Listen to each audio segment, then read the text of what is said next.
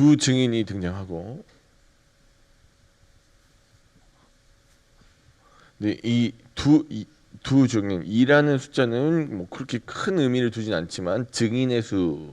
그래서 서로 증인은 어떤 존재입니까? 우리가 예수님께서 70인 파송 보낼 때도 그렇고 제자들 파송 보낼 때도 그렇고 어떻게 하죠? 둘씩 짝지어 가지고 보내죠. 그러니까 왜 그 전도 나가실 때 둘씩 나가시는 이유가 뭡니까? 서로 자기 말을 확증해 주는 거죠. 이렇게 이 사람이 내가 하는 말에 이 사람이 내 증인입니다. 이 사람도 반대로 얘기할 때도 이 사람의 내가 하는 말에 증인이 이 사람입니다. 서로 그래서 증인들을 데리고 다니기 때문에 두 증인이라는 표현은 그러니까 증인의 수라고 생각하시면 되고요. 이 두 증인이 등장하는데 이 사람들의 정체가 뭐냐를 봤더니 뭐라고 한 번 더 얘기합니까? 이 사람들이 선지자라고 되어 있죠. 선지자. 자, 선지자는 어떤 사람들이에요? 하나님의 뭐를 대언하는 사람들이죠? 말씀을 전달하는 자죠. 하나님의 말씀의 전달자들. 그래서 두 증인은 결국 뭘 증거하고 있는가에 대해서 내용을 보니까 그 내용이 뭐예요? 하나님의 말씀을 전달하고 있다. 그럼 그 전 장면에서 요한이 먹었던 두루마리는 하나님의 뭐가 되는 거예요? 다시 두루마리는 그가 먹었던, 그러니까 그럼 누가 먹었나 봤더니 요한이 삼켜갖고 먹은 게 아니라 요한을 대표로 하는 뭐가 먹은 거예요? 교회가 먹었다. 그럼 이 교회가 곧 뭐가 되는 거죠? 두 증인이 되고 교회의 사명은 선지자의 역할을 감당하는 것이다. 그러면 자, 이 땅에서 교회가 왜 남아 있는가? 그러니까 이 지금 우리 계속 고민하는 부분이 그거죠. 하나님 나라가 분명히 지금 다 되어 있고 심지어 천국에도 내 보좌가 있는데, 그러니까 그죠? 그 24 장로 중 자리 중에 하나가 그 자리들 중에 우리 자리가 있고 다 천국 이제 가기만 하시면 돼요. 자, 여러분 다 준비되셨어요. 그렇죠? 그래서 이제 이 세상이 멸망하거나 아니면 우리가 죽기만 하면 되는데 이 지금 뭐 다 준비가 되어 있는 상황인데 왜 하나님께서 이 땅 가운데 교회를 남겨 놓으셨는가에 대해서 이제 질문이 오죠. 하나님 왜 우리 이 땅에 핍박받습니까? 왜 빨리 안 데려가죠? 라고 질문했을 때 하나님의 응답은 뭐죠? 교회에 뭐가 있어요? 사명이 있는 거예요. 사명. 그 사명이 뭐냐 봤더니 그게 뭐예요? 하나님의 말씀을 누군가는 대언하고 하나님 뜻을 갖다 전달해야 되는데 그 전달 대상으로 누가 있습니까? 교회가 있다는 거예요. 그런데 이 교회가 그러면 이 교회를 하나님께서 보호하시고 지키시고 사랑한다는 걸 우리가 계속 들었어요. 근데 지금 당장 그 상황은 어떻습니까? 지상 상황은 교회가 어떤 상황이에요? 교회를 중심으로 교회는 지금 박해 중이죠. 고난을 받고 있어요. 누구로부터요? 로마 황제로 표현되는 세상으로부터. 자, 이 세상 왕 뒤 이제 로마 황제 뒤에는 누가 있어요? 사탄이 있고. 자, 교회는 누구를 섬기고 누구부터 지원받죠? 예수 그리스도 어린 양으로부터 지원을 받고 있다. 지금 이제 이 상황인데 당장 지금 눈앞에 보이는 건 뭐예요? 박해죠. 우리가 그래서 지금 박해를 받고 있는 교회 입장에서 두 가지 의심해 볼 수 있다고 했죠. 첫 번째는 하나님의 무능. 하나님 능력이 없어서 우리 못 막아주시나? 2번은 하나님의 무관심. 하나님 우리가 기도해도 아무리 부르짖어도 저분 관심 없어 라고 생각하는데 그게 아니라 뭐예요? 하나님의 중요한 게 뭐죠? 하나님의 때가 있는,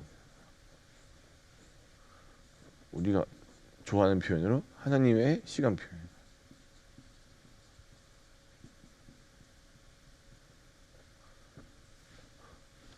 그래서 이 시간표대로 시간 이렇게 하나님의 섭리대로 하나님의 언약대로 하나님의 약속대로 시간 흘러가는데 그때까지 잘 참고 그때까지 경주를 꾸준히 진행하는 자를 갖다가 다른 말로 교회를 지칭한 다른 말로 뭐라고 해요? 이기는 자입니다. 견디는 자, 이기는 자, 에무나하는 자, 믿음이 있는 자, 충성하는 자 다 같은 의미죠. 자, 여러분, 그러니까 그때 이제 구약 성경을 한번 풀어드릴 때 에무나라는 단어, 에무나, 그다음에 피스티스 두 단어가 같은 뜻이라고 했는데 뭐라고 우리나라에서 번역된다고 했죠? 믿음으로 번역이 됩니다. 자, 믿음이에요. 근데 그 믿음을 갖다 에무나로 부르는데 에무나는 동사로도 쓰이는데 언제 쓰이냐면 이제 성경에서 제일 쉽게 표현되는 게 모세가 그 이스라엘 백성을 이끌고 출애굽할 때 아말렉이 전투를 하죠. 그때 그 전투를 갖다가 하는 동안 어떻게 됩니까? 모세가 손을 들면 누가 이겨요? 이스라엘이 이기고 내리면 아말렉이 이기고 이 상태가 계속 반복되죠. 그래서 나중에 그 아론과 훌이 옆에서 팔을 받치고 있잖아요. 못 내려오게 이렇게 손들게. 근데 이러고 손들고 있는 것 같다. 버티고 있는 거. 손을 에무나하지 아니한지라 되어 있어요. 그러니까 손을 에무나한지라. 손을 에무나한지라. 그 구약 성경에. 그럼 에무나는 뭐예요? 하나님께서 승리 주시는 걸 믿고 끝까지 손 들고 있는 게 에무나예요. 동사형으로. 네. 버티고 있는 거. 에무나. 피스티스는 뭐냐? 다른 말로 믿음이라도 번역되지만 또 뭘로 번역돼요? 충성이요. 자, 믿음의 속성, 그러니까 믿음이라는 것의 속성은 뭐냐면 이게 견딘다. 다른 말로 견딘다는 말을 갖다가 좀 표현하면 뭐가 있을까요? 인내죠. 인내를 수반하는 하나님 앞에 충성된 모습. 그게 뭐라고요? 믿음이라고요. 자, 그러면 이렇게 하나님 앞에 믿음을 보이고 끝까지 신실하게 주님을 따르는 자들에게 하나님께서 이 사람들한테 면류관을 주실 건데 그 면류관의 정식 명칭이 뭐냐면 그러니까 너는 어떤 자가 되라? 이기는 자예요. 사랑하는 여러분, 오늘 모두 이기는 자 되시길 주님 간절히 축원합니다. 이기는 자가 다른 뜻이 아니라 뭐 경주에 이기고 뭐 그런 의미가 아니라 어떤 의미예요? 믿음을 끝까지 완주하는 자예요. 시작한 믿음을 끝까지 완주해내는 자. 그러니까 시작은요, 뭐 저희가 이제 보잖아요. 그 씨 뿌리는 자의 비유에서 나오는 씨는 다 얼마든지 뿌려져요. 그렇죠? 시작은 다 할 수 있어요. 예수 믿으세요? 좋습니다. 행복의 시작입니다. 써 있으니까 행복해 보이려고 예수님 믿고 시작할 수 있는데 시작은 하지만 뭐가 있어요? 끝까지 완주해내는 건 많지 않을 거란 얘기예요. 예수님도 하신 얘기고 그 계시록에서도 우리에게 한 얘기 뭐예요? 완주하는 자가 많지 않아. 이 경주가 완주하는 자가 많지 않아. 그러니까 너는 어떤 자가 되라고요? 끝까지 완주하는 자가 되라는 게 우리에게 주신 말씀입니다. 자, 그러면 그 얘기를 알고 자, 바퀴가 이제 이 상태에서 나머지 이제 11장을 풀어보면 이렇습니다. 이제 내게 지팡이 같은 갈대를 주셨는데, 근데 저번에 한번 말씀드렸죠? 이건 뭐예요? 측량 도구예요. 그러니까 자 같은 걸 주신 거예요. 자를 주시면서 뭐라고요?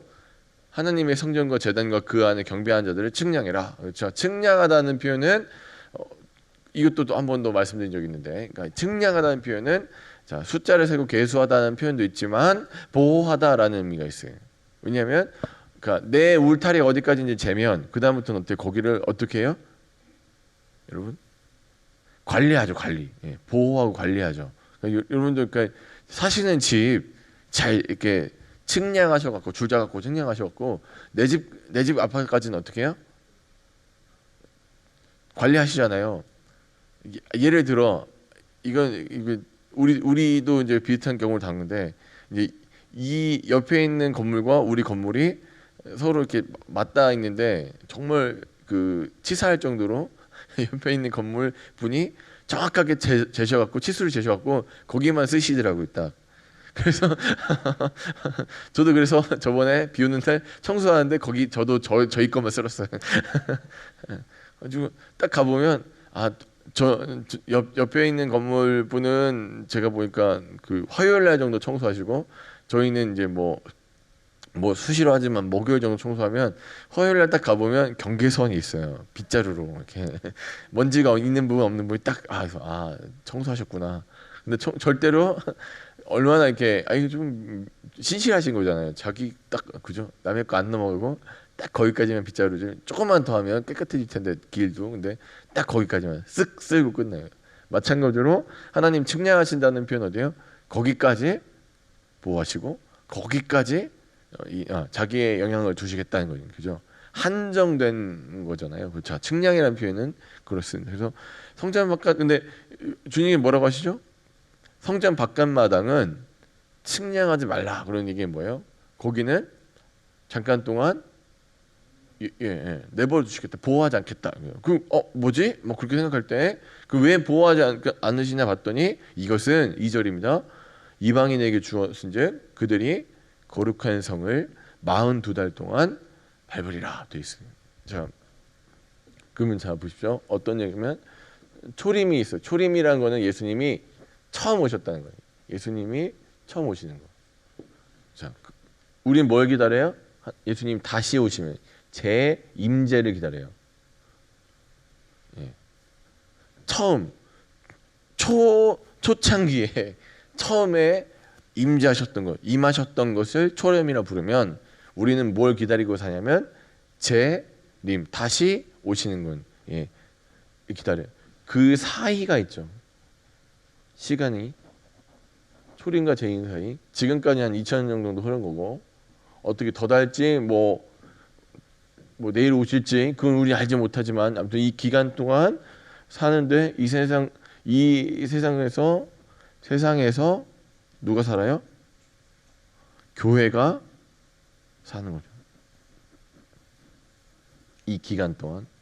자, 그럼 이 기간 동안 아무 일도 없고 그럼 이 기간 동안 하는 일은 뭐예요? 교회가 하는 일은 우리가 지금 본 것처럼 방금 본 것처럼 증인의 일을 감당하는 거예요. 하나님의 말씀을 선포하는 일을 누구에게 주셨다? 교회에게 이 기간 동안에 사명으로 주셨다. 이 기간 동안 그러니까 초림부터 재림까지 남아있는 교회가 남아있는 이유는 뭐예요? 증인의 삶을 살라는 거예요. 하나님 말씀 증거해라. 자, 그런데 문제가 있어요. 저 초림부터 재림까지의 기간을 그러니까 기간을 보니까 뭐라고 돼요?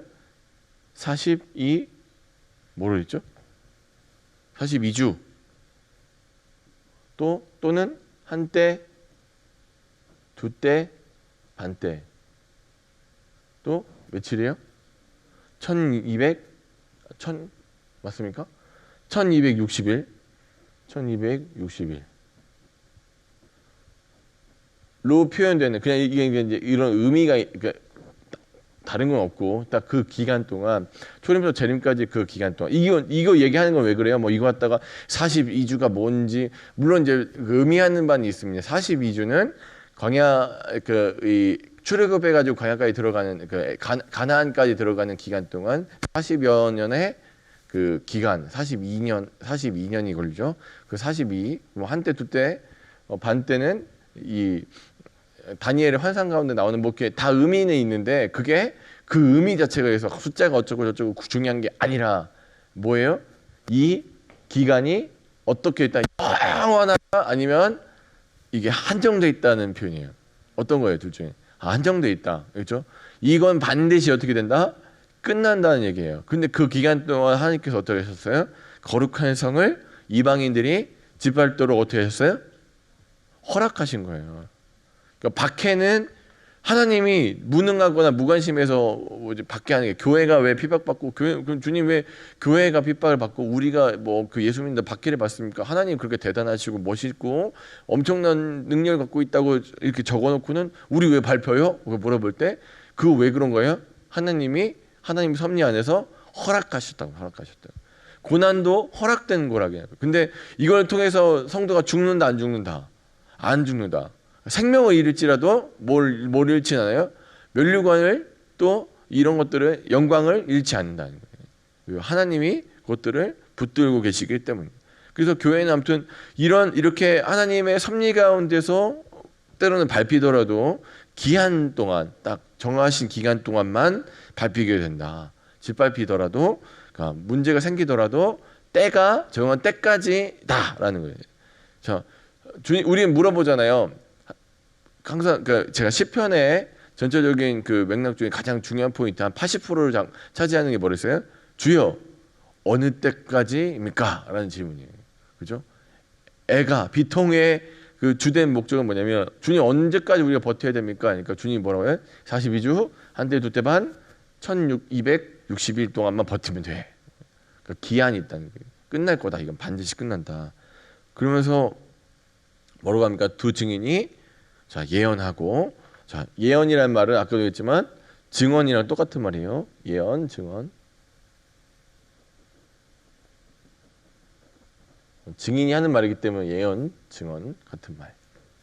그래서 근데 그러니까 이게 지금 짓밟힌다라는 표현이 심지어 어디까지 가냐면, 자 무적행으로부터 짐승이 나와가지고 어떻게 한대요? 7절입니다. 그들과 더불어 전쟁을 일으키는데 교회가 어떻게 돼요? 져요. 진다니까요. 그래서 어떻게 되냐? 죽임을 당해. 그래서 지는 것 같아. 완전 패배하는 것 같아. 그래서 지금 상황이 어떻습니까? 교회가 마치 진짜로 패배한 것 같은데 그게 패배가 아니라 어떻게 해요? 하늘로부터 다시 하나님으로부터 온 생기가 그들 가운데 들어가서 그들이 살아나고 마침내 어떻게 해요? 하나님께서 어디로 불러올려요? 12절에 하늘로부터 큰 음성이 있어 뭐라고 해요? 이리로 올라오라. 그들이 듣고 어떻게 해요? 구름을 타고 하늘로 올라간다. 여기서 이제 우리가 흔히 얘기하는 휴가라는 말이 이렇게 생각하실 텐데 이제 그거는 의미가 좀 다릅니다. 자 어떻게 됩니까? 예. 하나님께서 그들의 모든 수치와 눈물을 거두시고 어떻게 합니까? 다시 가장 영광스러운 존재로 올리시는데 올려가고 어디 앉혀요? 이 사람들 올려가지고 어디로 갈까요? 하늘 보좌로 올라가는 거죠. 그 영광스러운 모습을 모두가 보게 될 거고 심지어 뭐도 봐요? 그들의 원수도 구경하더라 되어 있어요. 원수까지. 우리가 지금 핍박받고 이렇게 고난받고 눈물 흘리면서 고생하는 걸 그래서 막 그것들을 갖다가 진짜 실질적으로 박해하고 힘들게 했던 누구도 보는 거예요. 원수도 그것을 보게 될 것이다. 자, 이 얘기를 함은 왜 그렇습니까? 왜 이런 이 표현을 여기다 썼을까요? 그러니까 어떻게 해요? 그때까지 너의 믿음을 끝까지 인내로 지켜라. 사랑 여러분, 시작은 누구나 잘할 수 있을 것 같습니다. 예수 믿는 것을 시작은 잘하죠. 많은 사람들이 예수를 좋아서 시작하는 사람도 있고 뭐 성경을 읽다가 시작하는 사람도 있고 시작은 잘하는데 끝까지 완주하는 건 쉽지 않아요. 근데 정말 중요한 건 뭐예요? 끝까지 완주할 수 있는가? 우리의 사명을 끝까지 완주해낼 수 있는가? 그것은 우리의 힘과 능력으로 되는 것이 아니라 오직 누구예요? 하늘로부터 오는 생기, 하나님의 놀라운 사랑, 하나님의 임재, 하나님의 도우심, 성령의 보호와 동행으로 말미암아 이루어진 것을 믿으시기 바랍니다. 오늘도 우리에게 이 하루를 시작하게 하셨고 이 경주 가운데 우리는 끝까지 잘 진행되어야 할 것입니다. 그러기 위해서 사랑하는 여러분, 오늘도 주님 옆에 엎드리시고 주님과 함께 동행하십시오. 시작된 믿음이 끝까지 완성될 수 있도록 오늘도 이기는 자로 살아가시는 여러분 되시길 주의로 간절히 축원합니다. 그리고 여러분에게 맡겨진 그 사명들을 믿음으로 잘 감당하시는 오늘 하루 되시길 주님으로 축복합니다.